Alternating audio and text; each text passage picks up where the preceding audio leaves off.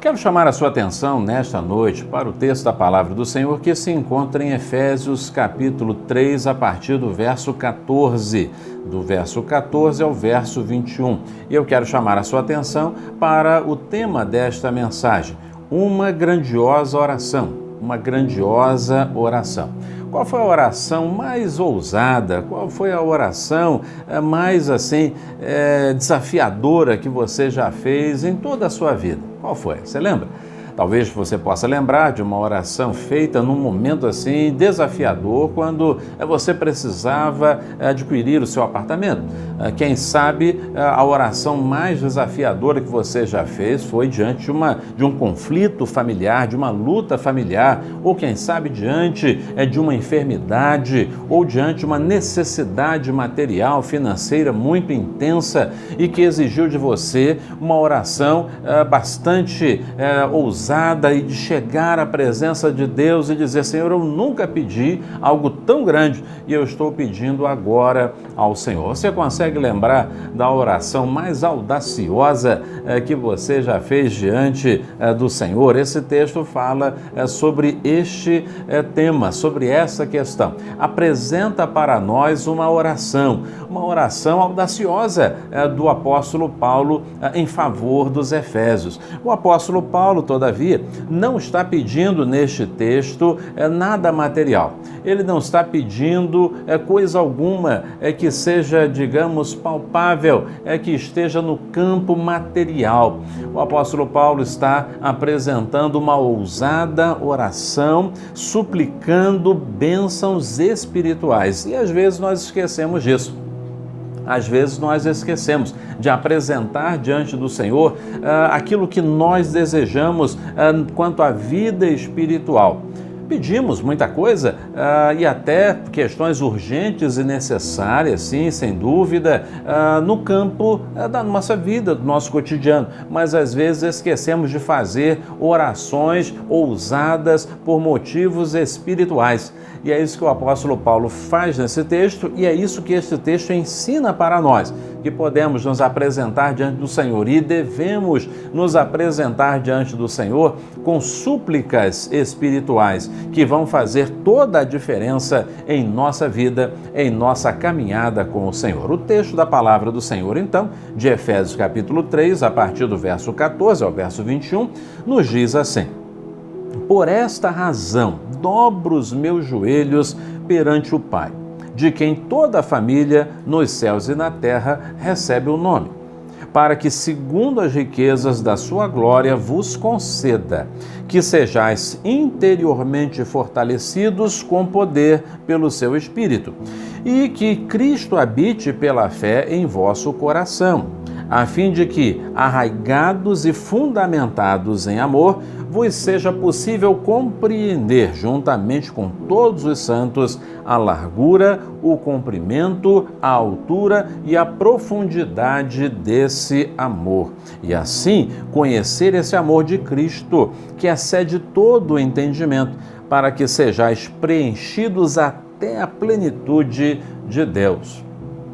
Àquele que é poderoso para fazer bem todas as coisas, além do que pedimos ou pensamos, pelo poder que age em nós. A Ele seja a glória na Igreja e em Cristo Jesus, por todas as gerações, para todos sempre. Amém. Uma grandiosa oração. Querido, quando lemos esse texto, nós podemos dividir esse texto em três partes, em três momentos. No primeiro momento, nós vemos Paulo apresentando assim a motivação para orar, a motivação que o conduz à oração, a fazer essa parada no seu ensino aos Efésios e apresentar aos Efésios a oração que ele estava fazendo por eles. Ele começa dizendo assim: por essa razão eu dobro os meus joelhos diante do Pai, perante o Pai. Qual a razão? Qual o motivo? Lembra que na sessão anterior o apóstolo Paulo lembrou aos Efésios, né, que o maior de todos os milagres, o mistério mais importante, mais significativo de Deus estava revelado no Evangelho, isto é, não há mais divisão, Israel é o povo de Deus, gentios, samaritanos, etc., estão distantes. Não, agora a partir de Jesus Cristo, pela fé em Cristo Jesus, pela graça salvadora manifesta em Cristo Jesus o Senhor, existe apenas um povo, o Israel de Deus, a igreja do Senhor Jesus, o Israel de hoje, que é a igreja do Senhor Jesus. Paulo se alegra tanto em saber que os efésios faziam parte deste corpo. Paulo se mostra tão feliz pelo fato de que não há mais separação e que este mistério já estava conhecido pelos efésios, que eles faziam parte do corpo de Cristo, sim, sem qualquer tipo de barreira, que ele então se dobra em oração. Eu dobro os meus joelhos perante o Pai. Uma atitude de reverência. Isso corrobora com aquilo que falamos na mensagem anterior, quando tratamos da sessão anterior, quando no verso 12, Paulo diz assim: em Cristo temos ousadia e acesso a Deus com confiança pela fé que nele temos. Então, essa ousadia, ela não implica, note bem, ela não implica falta de respeito ou falta de reverência. Temos condições, acesso aberto para ir à presença de Deus, mas o exemplo que Paulo dá aqui é de reverência. Posso sim chegar com ousadia diante de Deus e faço isso em favor de vocês, porém, com os meus joelhos dobrados perante o Pai. Queridos, o Senhor permite a nossa chegada perante Ele, mas precisamos fazer isso com reverência, precisamos fazer isso com cuidado, precisamos fazer isso com entendimento de que estamos diante do Deus Todo-Poderoso, Senhor dos céus e da terra e também nosso Pai eterno. E Ele diz assim, perante o Pai, de quem toda a família nos céus e na terra recebe o nome. Recebemos o nome de Deus. Está impresso em nós. Quando cremos, recebemos o nome de Deus. Somos selados pelo Senhor. O Espírito Santo confirma a nossa filiação. Passamos a ser, como Paulo diz anteriormente aqui na sessão anterior, passamos a ser cordeiros, membros do mesmo corpo, coparticipantes da promessa de Deus, o Evangelho de Deus. Em outro, mais atrás, no capítulo 2, Paulo diz que passamos a ser co-herdeiros com Cristo. Então, o nome de Deus Pai está impresso em nós, fazemos parte, portanto, da família, a família de Deus, a família que é a igreja nos céus e na terra, a família nos céus, a igreja triunfante, a família na terra, a igreja militante, a igreja que está servindo aqui nesta terra. Então, nós recebemos o nome do Pai e clamamos a Deus por estarmos na família, clamamos a Deus Pai como participantes desta que é a família eterna. E clamamos o nome do Pai com base em que? Clamamos o nome do Pai, nos alegramos e assim podemos chegar na presença do Pai mediante ou segundo as riquezas da sua glória. As nossas orações são feitas não com base em nossos merecimentos, não com base em aquilo que podemos pagar, não com base naquilo que vamos fazer como resposta àquilo que Deus fizer ou aquilo que Deus responder às nossas orações. Não. Nossas orações são feitas segundo as riquezas da glória do Senhor, segundo as riquezas da sua glória.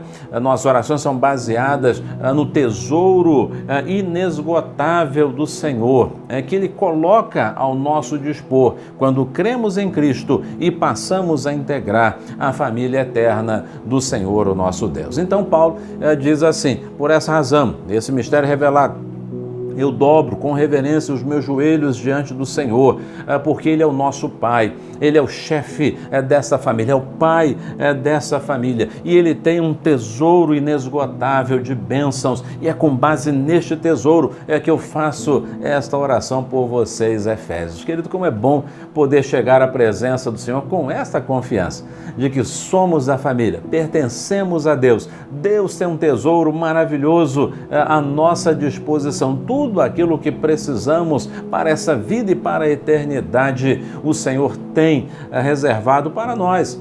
Então, por isso podemos chegar a Ele e pedir. E Paulo então diz assim: eu oro por vocês e peço que Deus vos conceda. Paulo mais uma vez reconhece a soberania de Deus. Deus é o Senhor. Dele advém todas as respostas das nossas orações, e é das mãos de Deus que queremos sempre receber as bênçãos dele. Não é a bênção que recebemos de um homem, de uma instituição ou algo parecido, mas as bênçãos que Deus mesmo concede a cada um de nós. E o que é que Paulo pede? Quais são os pedidos que Paulo apresenta? Primeiramente, Paulo diz assim: que Deus vos conceda poder espiritual, poder interior. E ele diz assim: vos conceda que sejais interiormente fortalecidos com poder pelo seu Espírito. Paulo está pedindo que os efésios sejam fortalecidos interiormente, que o Espírito Santo de Deus fortaleça a vida, o coração, a alma, o interior daqueles crentes em Éfeso. Como é importante sermos fortalecidos pelo Espírito do Senhor interiormente, para enfrentarmos lutas, adversidade, para enfrentarmos nosso dia a dia, para sermos usados no ministério, para sermos bênção na vida de outras pessoas também. Querido irmão, querida irmã, você que está nos acompanhando neste momento, o primeiro pedido que Paulo faz é que eles sejam fortalecidos interiormente, que a alma, que o entendimento, que o interior de cada um seja fortalecido pelo Espírito Santo de Deus.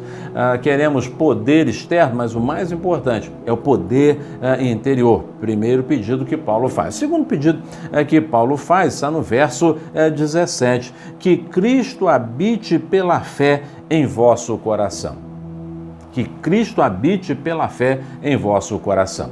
É interessante que Paulo está escrevendo à igreja de Éfeso, aos crentes, e Paulo está pedindo que Cristo habite no coração deles, que Cristo habite na vida deles, mas já não eram cristãos?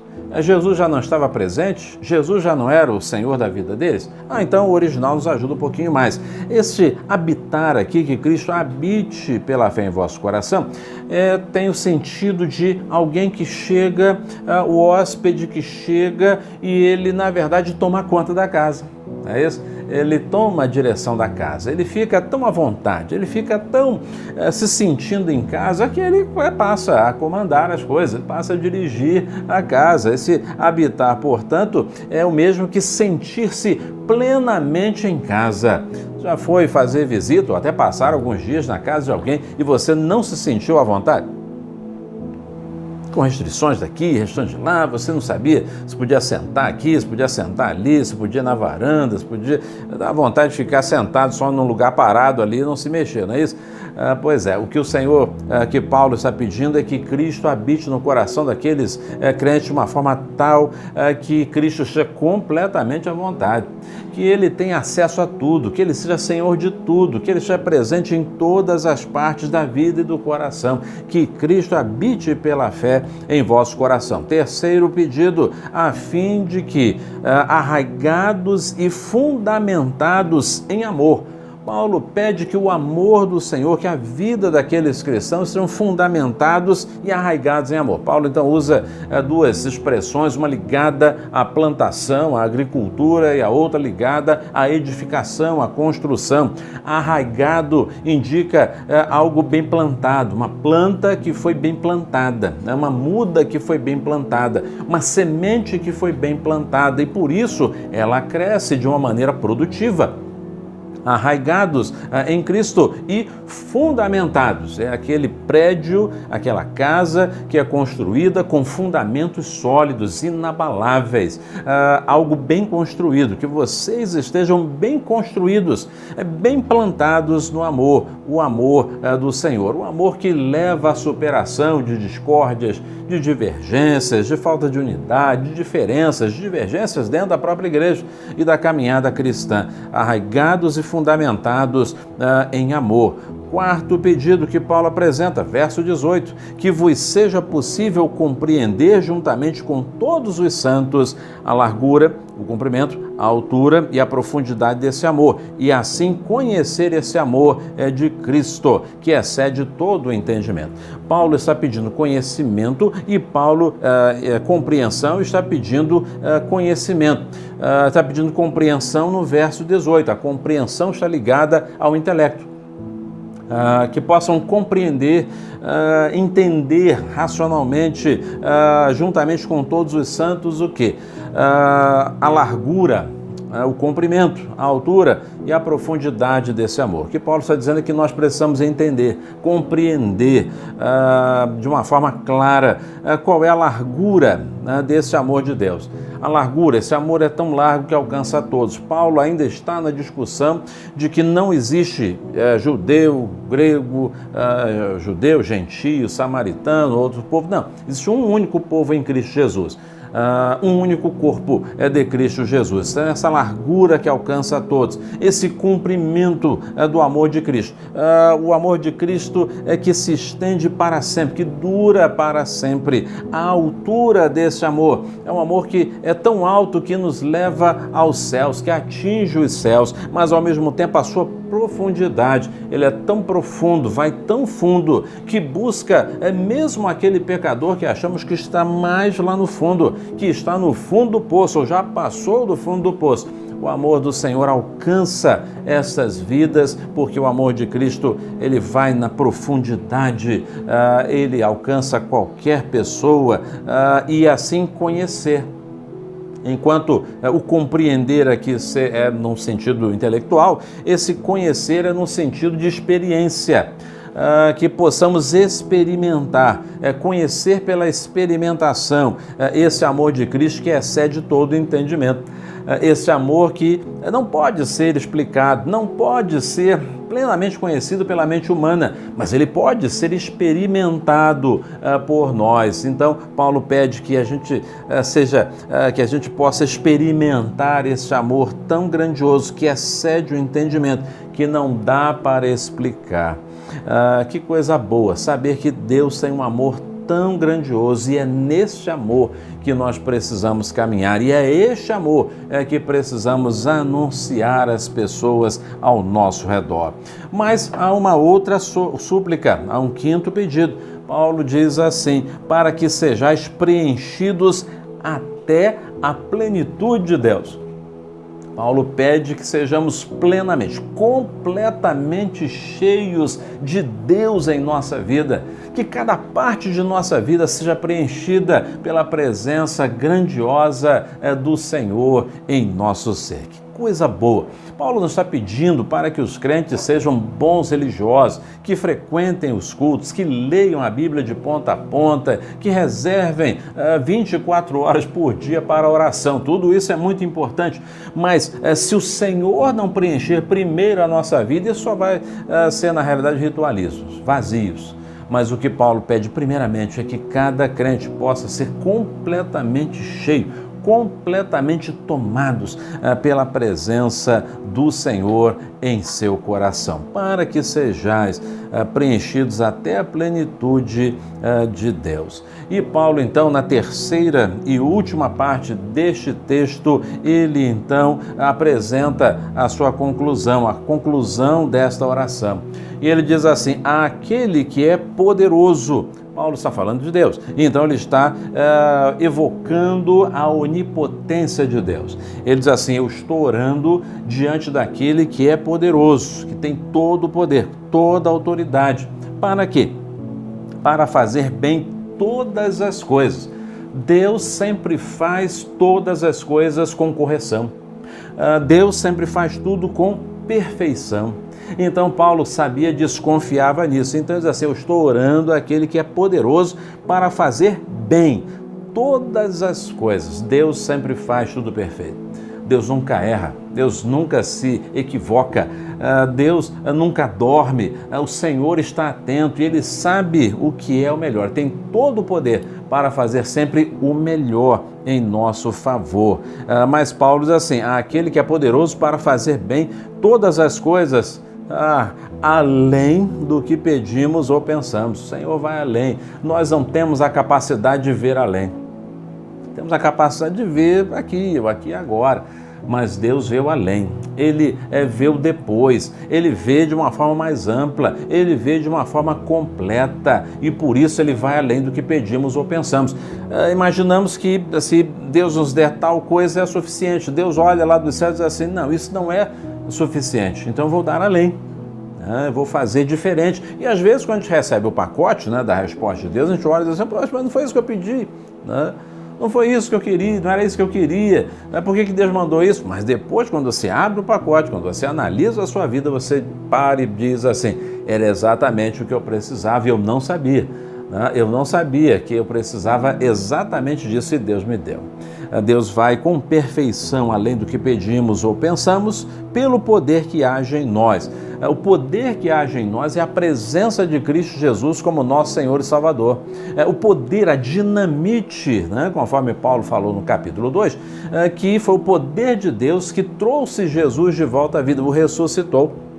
E este poder opera em nós pela presença de Cristo, que recebeu todo o poder nos céus e na terra. Recebemos este poder pela presença do Senhor Jesus em nós. E aí Paulo diz assim: a esse que nós estamos orando. E ele diz assim: a Ele seja a glória na igreja e em Cristo Jesus. Só o Senhor é digno de receber toda a honra. Só o Senhor é digno de receber toda a glória. E somente a Ele devemos glorificar na igreja e em Cristo Jesus, o Senhor.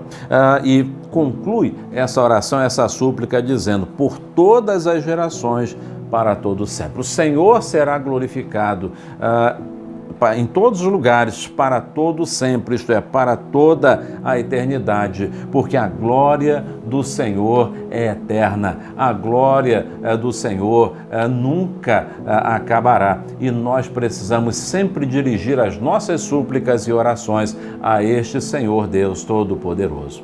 Meu querido irmão, você que está me acompanhando nesta noite, você tem falado com o Senhor? Você tem apresentado a sua súplica ao Senhor?